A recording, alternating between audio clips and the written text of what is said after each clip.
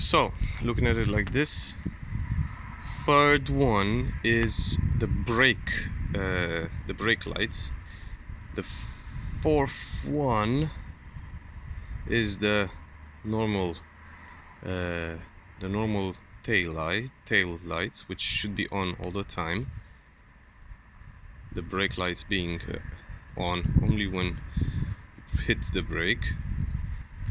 Fifth one is definitely the blinker, so the right hand side indicator, because we're on the right hand side.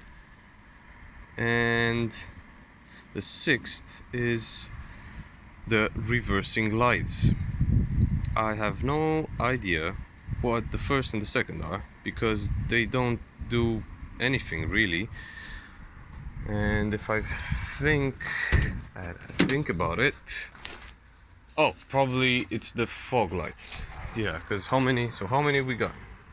How many bulbs we got? We got 1, 2, 3, 4. So I have identified the stop light and the brake light. I've identified the indicator light. I've identified the reversing light.